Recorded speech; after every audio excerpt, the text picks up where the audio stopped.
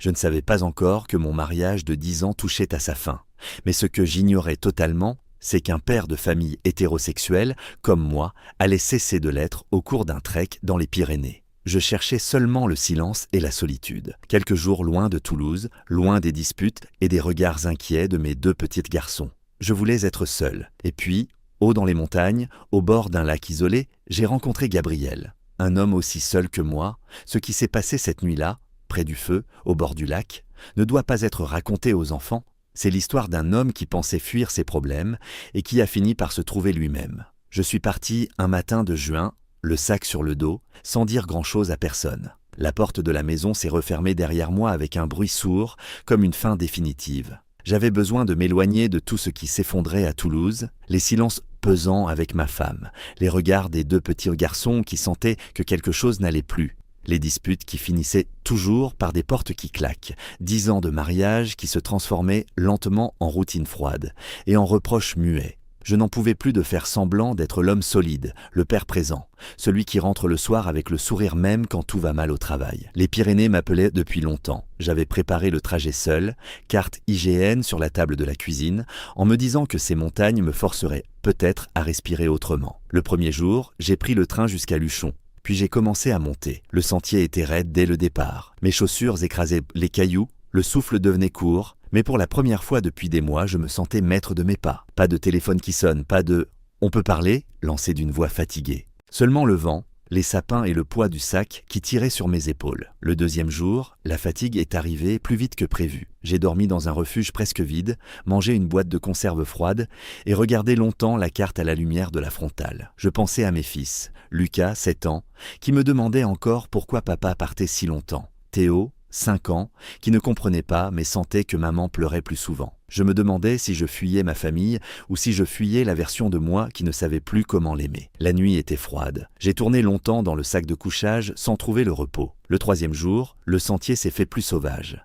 J'ai traversé des zones où la roche remplaçait l'herbe, où le chemin devenait étroit et exposé. Mon dos commençait à me lancer, une douleur sourde qui descendait jusqu'à la hanche droite. J'ai ralenti, bu beaucoup d'eau, essayé d'ajuster les sangles du sac. Rien n'y faisait vraiment, pourtant je continuais. Chaque pas était une petite victoire contre cette voix intérieure qui me répétait que je n'avais pas le droit de partir, qu'un bon père ne laisse pas sa femme et ses enfants pour aller marcher seul. Le 4e jour, la douleur était devenue constante. Chaque montée me coûtait plus d'efforts. Je transpirais, je serrais les dents. Vers midi, après un passage particulièrement difficile, je me suis arrêté près d'un ruisseau pour reprendre mon souffle. C'est là que je l'ai vu arriver derrière moi. Un homme d'une 40aine d'années, sac bien équilibré, démarche régulière. Il s'est arrêté à quelques mètres, a bu une gorgée et m'a observé un instant. « Le chemin est dur aujourd'hui, hein ?» a-t-il dit simplement. Sa voix était calme, avec un léger accent du sud-ouest. Il m'a expliqué qu'il faisait le même itinéraire depuis plusieurs jours. Il s'appelait Gabriel, professeur d'histoire dans un lycée de Toulouse. Il venait de terminer une formation de masseur et éducateur et profitait des vacances pour marcher. Nous avons échangé quelques phrases sur la météo, l'état des sentiers, les refuges encore ouverts. Rien de personnel, mais quelque chose dans sa manière de parler me donnait l'impression qu'il n'était pas pressé. Quand il m'a proposé de continuer ensemble, j'ai hésité. J'étais venu pour être seul. Pourtant, la douleur dans mon dos me rappelait que continuer ainsi risquait de mal finir. J'ai accepté. Nous avons repris la marche côte à côte. Le rythme s'est tout de suite mieux accordé. Il ne parlait pas trop, ne posait pas de questions inutiles. Moi, je m'accrochais encore à cette image que je portais depuis des années. Le bon père de famille français, celui qui tient bon, qui ne craque pas, qui rentre toujours à la maison. Mais au fond, à chaque pas, je sentais que cette image se fissurait un peu plus. Le sac pesait lourd, la montagne était immense autour de nous. Et pour la première fois depuis très longtemps, je n'étais plus complètement seul sur le sentier. Nous avons continué sur le sentier étroit qui montait en lacets serrés. Le soleil tapait encore fort malgré l'altitude. Gabriel marchait devant moi d'un pas régulier et assuré. Je suivais, concentré sur ma respiration et sur cette douleur persistante qui descendait le long de ma colonne. Nous ne parlions pas tout le temps, mais quand l'un de nous disait quelque chose, l'autre répondait naturellement. Les heures passaient ainsi, entre les passages rocheux et les zones d'herbes rases où le vent soufflait plus fort. Peu à peu,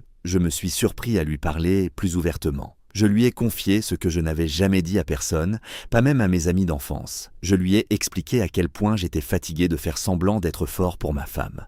Depuis des années, je portais tout seul le poids de la maison, du travail, des factures, des décisions.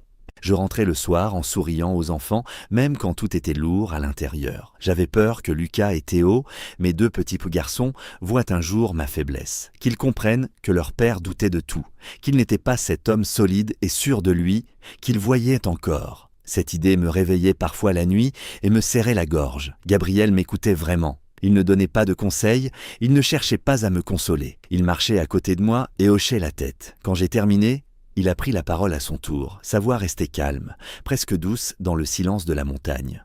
Il m'a raconté qu'il venait d'un petit village occitan, un endroit perdu entre les vignes et les collines près de Carcassonne. Sa famille y vivait depuis plusieurs générations.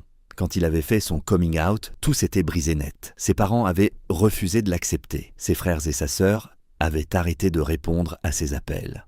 Il avait dû quitter le village, trouver un appartement à Toulouse et reconstruire sa vie seul. Il enseignait l'histoire dans un lycée maintenant, et il venait de terminer sa formation de masseur et éducateur pour aider les gens autrement. Il parlait de tout cela sans drame, juste avec une franchise tranquille qui me touchait. Nous avons marché encore plusieurs heures. La fatigue s'installait dans mes jambes, mais la conversation rendait le chemin plus léger. Le sentier descendait parfois vers des combes humides, puis remontait abruptement. Nous croisions de rares randonneurs qui nous saluaient rapidement. À mesure que le jour avançait, je sentais une tension grandir en moi, quelque chose d'inconnu, d'inconfortable et d'attirant à la fois. En fin d'après-midi, nous sommes arrivés près d'un petit lac de montagne, presque caché entre 2 crêtes. L'eau était d'un bleu profond, transparente, entourée de rochers plats. L'endroit semblait isolé, loin de tout sentier fréquenté. Nous avons décidé de nous arrêter là pour la nuit.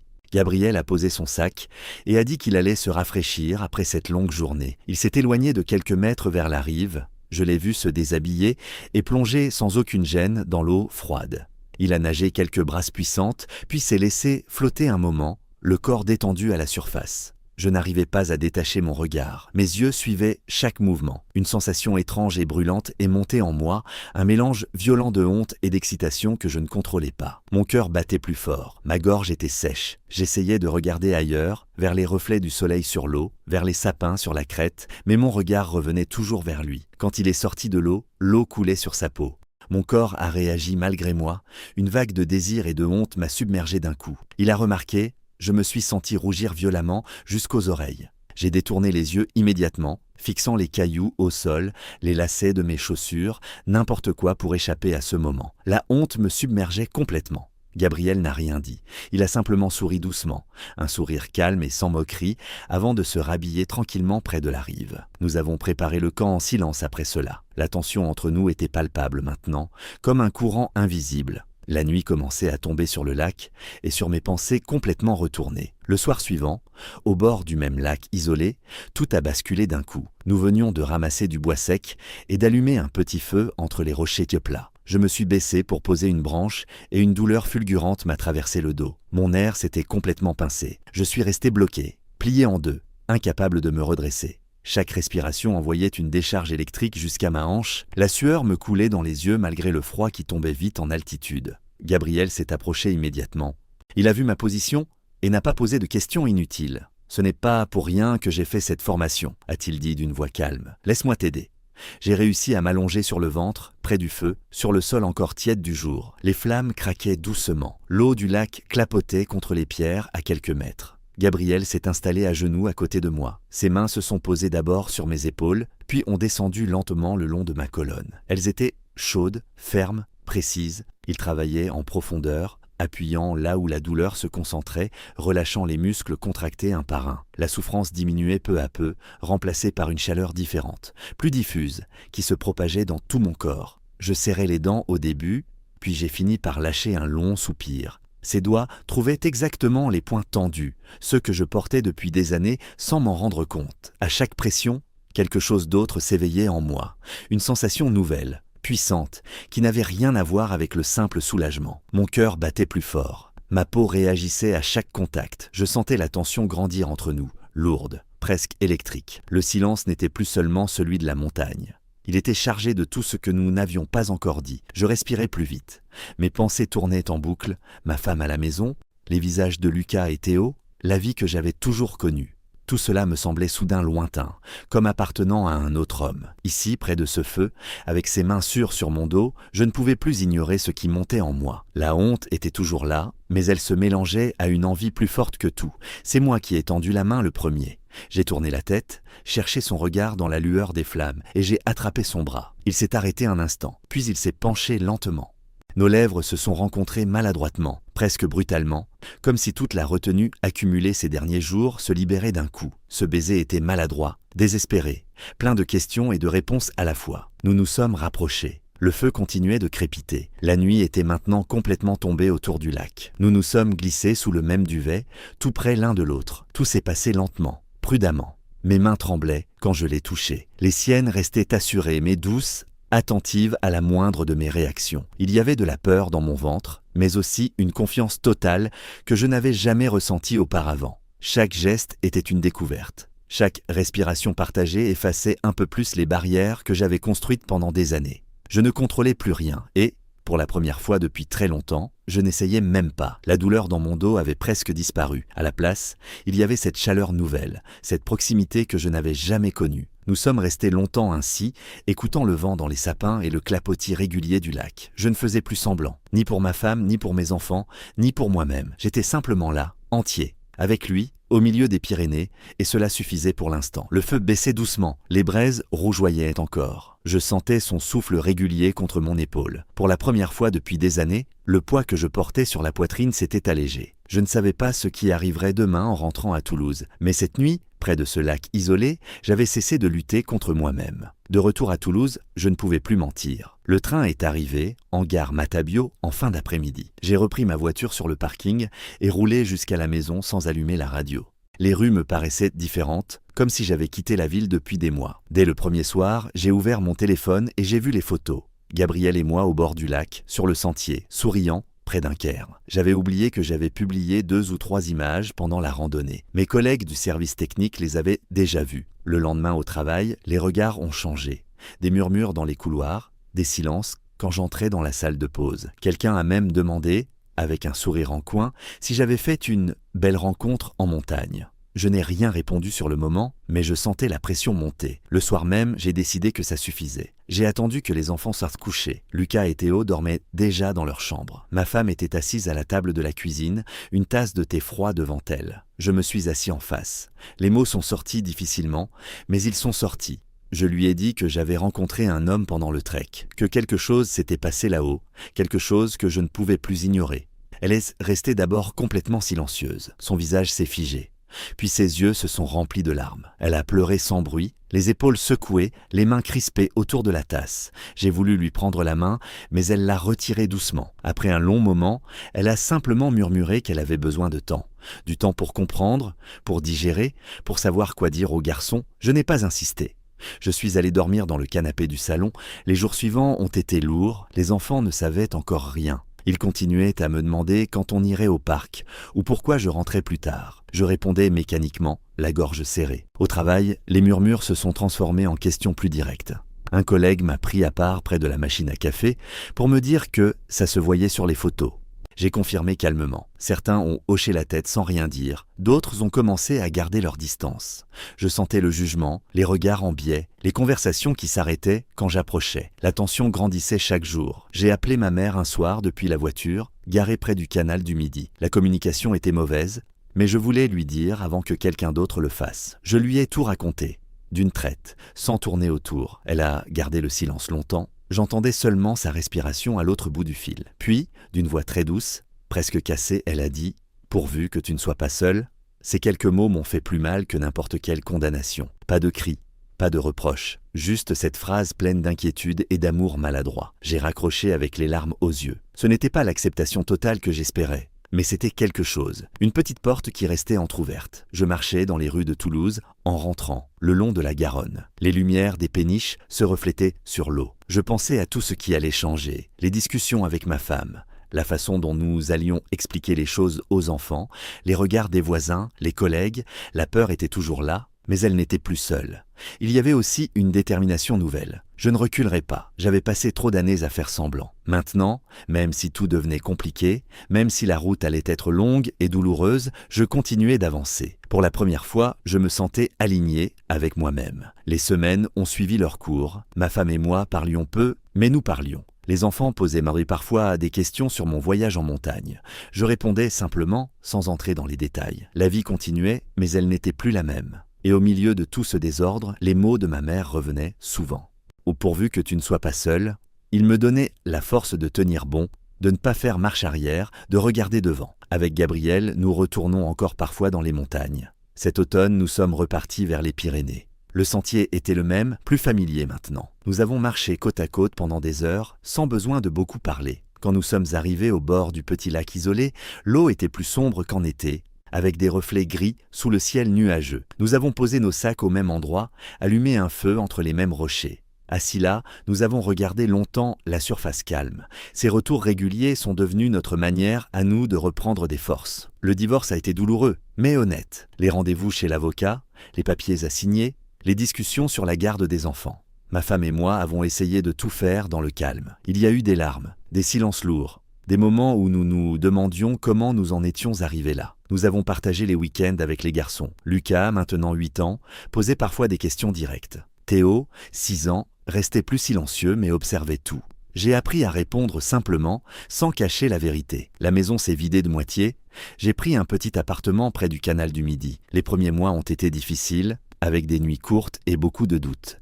Mes fils s'habituent peu à peu à me voir heureux aux côtés d'un homme. Le premier dimanche où Gabriel est venu déjeuner avec nous, Lucas a posé son couteau et m'a regardé longtemps. Théo a continué à manger, mais je voyais qu'il écoutait. Nous avons fait des balades au bord de la Garonne tous les 4.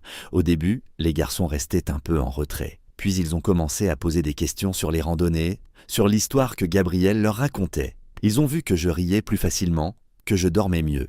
Petit à petit, ils ont accepté de venir chez nous le week-end. Ils ont même demandé à retourner au lac un jour. Ces moments restent fragiles, mais ils avancent. J'apprends encore à être père, ex-mari et moi-même en même temps. Le matin, je prépare le petit déjeuner pour les garçons quand ils sont là. L'après-midi, je les accompagne au foot ou au parc. Le soir, je retrouve Gabriel et nous parlons de tout. Du lycée où il enseigne, de mon travail, des choses simples de la vie quotidienne. Je dois organiser mon temps différemment. Certains jours, je me sens partagé entre mes anciennes habitudes et cette nouvelle réalité. Je fais des erreurs, je m'énerve parfois, puis je m'excuse. Gabriel m'écoute sans juger. Il m'aide à trouver l'équilibre sans jamais me forcer. Gabriel n'a pas été mon sauveur. Il est devenu la personne à côté de qui j'ai enfin cessé de me cacher. Nous ne cherchons pas à tout changer d'un coup. Nous vivons au rythme des semaines, des randonnées, des repas partagés. Il continue ses cours de massage rééducation et moi mon travail. Nous parlons beaucoup de l'avenir, mais surtout nous vivons le présent. Quand nous marchons en montagne, je sens que je n'ai plus besoin de jouer un rôle.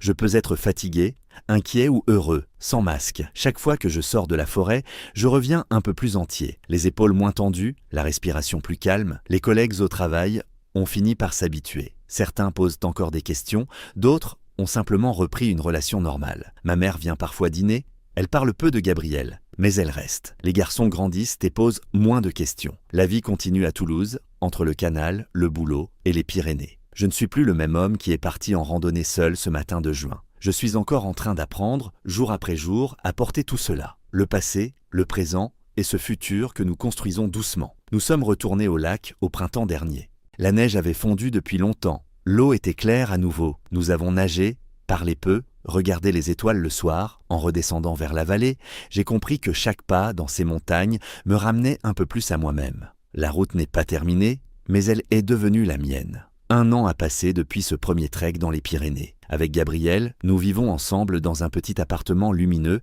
près du canal du Midi à Toulouse. Nous avons emménagé 6 mois après mon divorce. La vie s'est installée doucement, sans grands gestes, juste au rythme des jours ordinaires. Le matin, je prépare le café pendant qu'il corrige ses copies d'histoire. Nous prenons le petit déjeuner ensemble, parlons du programme de la journée. Il part au lycée, moi à mon travail. Le soir, nous cuisinons souvent à 2. Il me raconte les anecdotes de ses élèves, je lui parle des chantiers.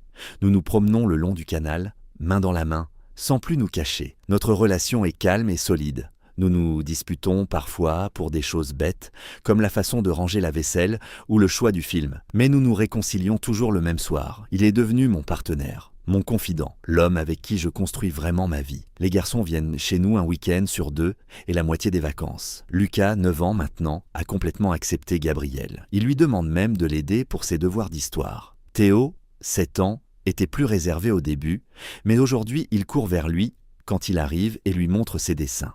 Ils dorment dans leur chambre que nous avons aménagée pour eux. Nous faisons des pique-niques au bord de la Garonne, des sorties au jardin des plantes et parfois de petites randonnées faciles dans les collines. Ma femme et moi avons trouvé un équilibre correct. Nous nous parlons poliment pour les enfants. Elle a refait sa vie de son côté et je suis content pour elle. Ma mère vient dîner une fois par mois. Elle parle encore peu à Gabriel, mais elle lui passe le sel, lui demande comment s'est passée sa semaine au lycée. C'est sa manière à elle d'accepter. Elle m'a dit récemment « Je vois que tu vas mieux, c'est l'essentiel ».